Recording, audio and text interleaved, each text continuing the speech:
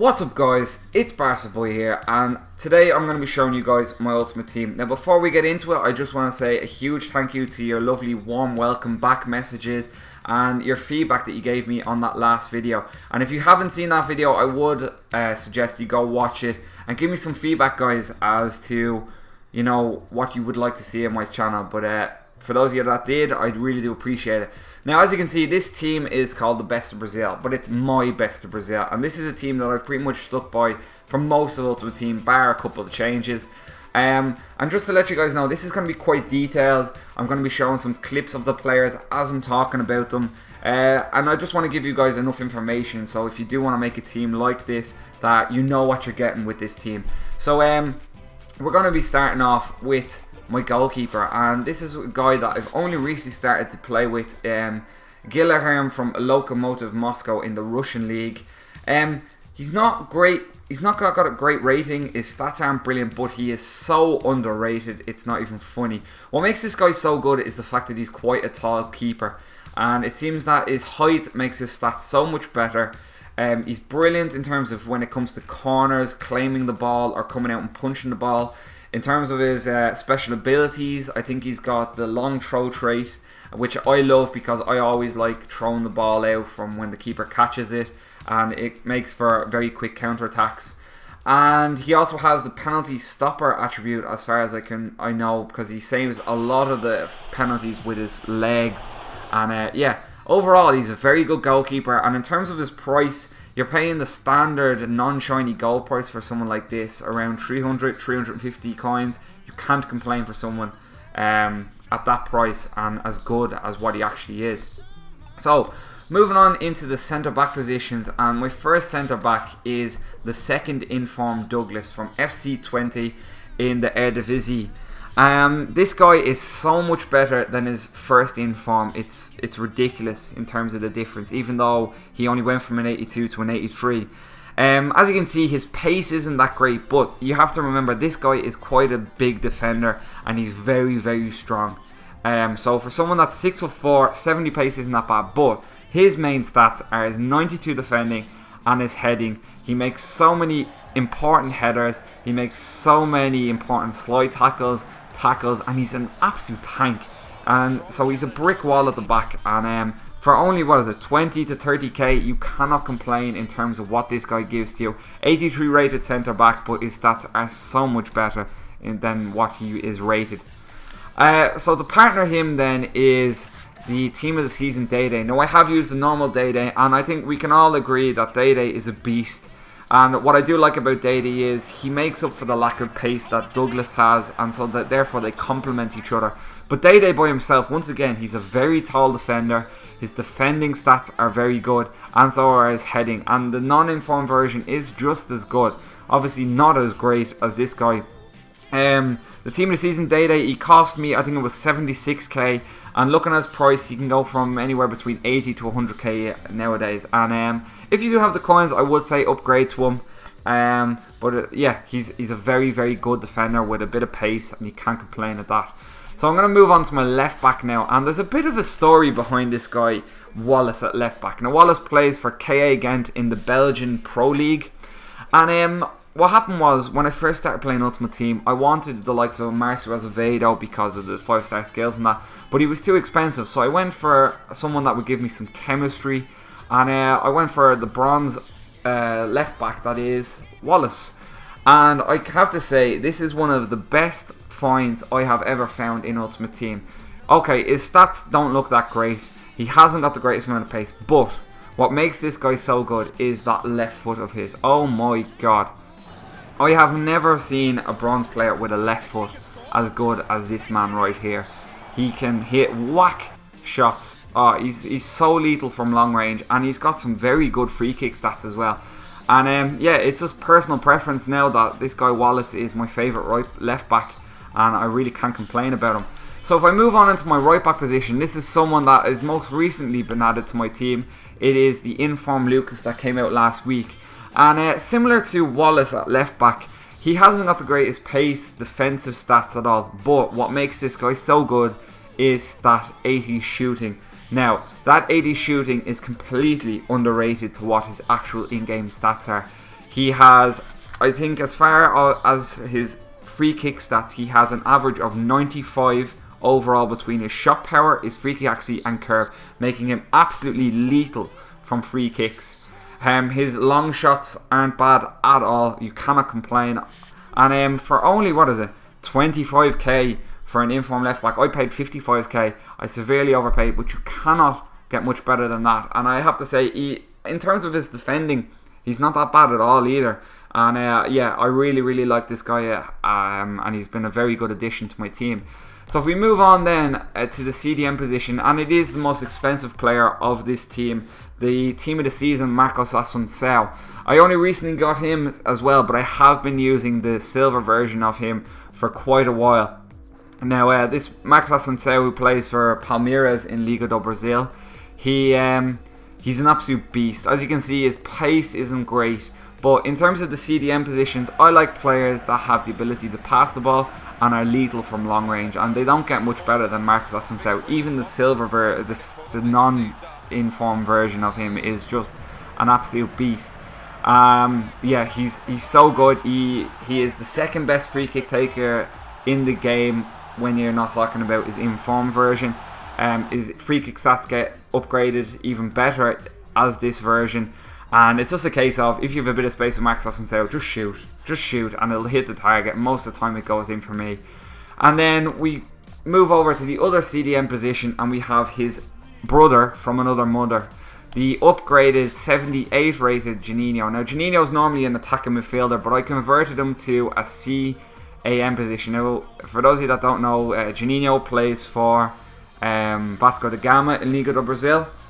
And he is the best free kick taker in the game, bar none. If you exclude all the informs, there's no one that's better at taking free kicks than him. His free kicks are a beast. His long shots are a beast. And I mean, Marcos Assunção and Juninho, they're basically copies of each other in terms of how they are, how they play. He can pass the ball, he can shoot.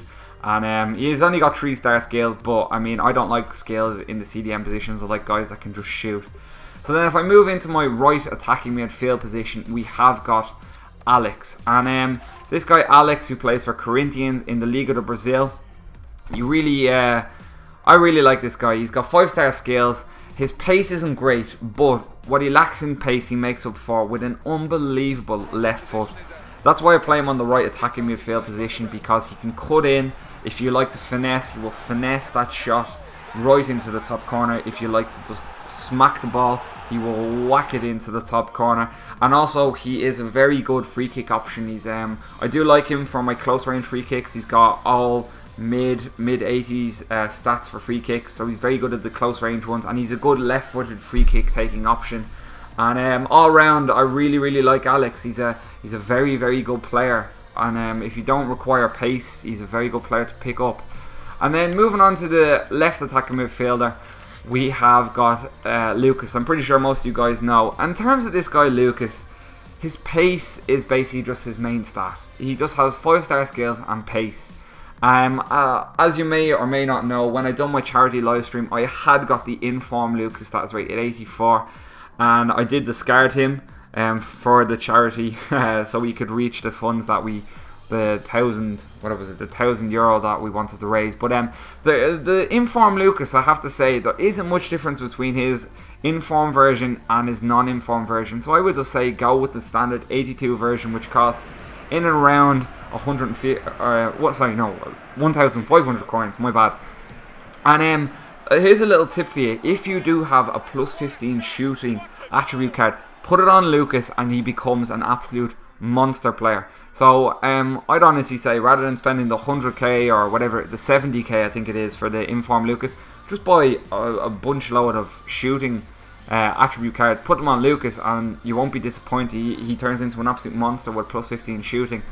So then if we move on into the CF position, and Rafael Sobis is normally a striker, but I converted him to a CF position because well, I'll explain after once I get to my striker.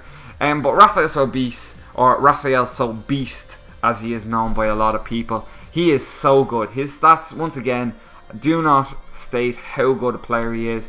His pace may only be 81. I'm convinced his pace is so much better than it is. He's a very good finisher. He's got the 5-star skills as well, which really does help.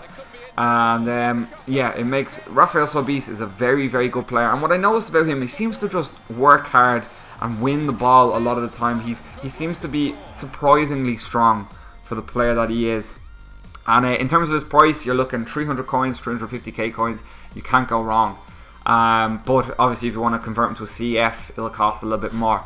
And the reason we did convert him to a CF is so we could have this man up front, the Wallison, the big man. Wallison is normally a CF. I converted to him an ST because that blistering pace working off the shoulder of the last man is so effective. He has got the 5-star skills as well. But for those of you guys that don't like the skill, he has so much pace and he's a very good finisher. And he's quite tall as well, which is very good, makes him good in the air. And he's surprisingly strong as well. And if you keep him, like with most of these players, if you keep them over 90 fitness and you keep their morale high, these guys will not let you down whatsoever. Wallison as a striker will cost in around 5k. If you want Wallison as a CF position, he'll cost about 1,000 coins. So yeah, that's pretty much my ultimate team. As you can see, I do have my bench here, and it's a mixture of bronze, silver and gold. We do have Manuel, who can slot in at centre half if we need to rotate. But in terms of Manuel, he has got a little bit of pace, but I think Manuel is not as good as he was in the FIFA 11. When it comes to left back, we can throw in Marcio Azevedo. Personally, I'm not a huge fan of Marcio Azevedo either this year. He has got 5-star skills and a lot of pace. But in terms of everything else, he just seems to go out of position a lot, and he leaves me more exposed to the back more than anything else. In terms of my right back then, similar to the story about Wallace, the reason I picked Max was because he gave me chemistry, and I've been sticking with Max the whole way through Ultimate Team at my right back. Very, very good defender all the way through. And yeah, he's very cheap as well, so he's well worth getting as a backup right back. Then in terms of CDM, when I need to rotate, I have a rotation between Roberto Carlos, can slot into this team, and he gives you pretty much the exact same as what Marcos Asensio or Janino would. He's very, very good in terms of his long shots. His free kicks are beast as well, and he's an all-round legend. Albeit he may be a Real scum, he is a legend. So you can't. I do like Roberto Carlos. Then in terms of the attacking midfield positions, I do rotate between Lucas, Alex, and Mike Uzel.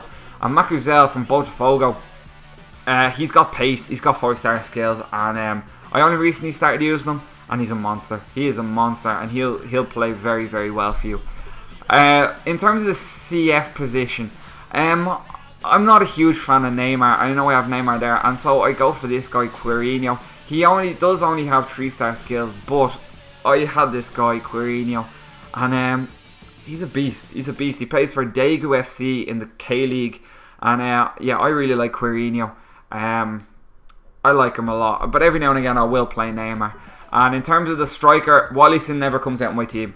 If I need Wallison to get restored to fitness, I will buy a fitness card. He's so vital to my team. He never comes out of this team.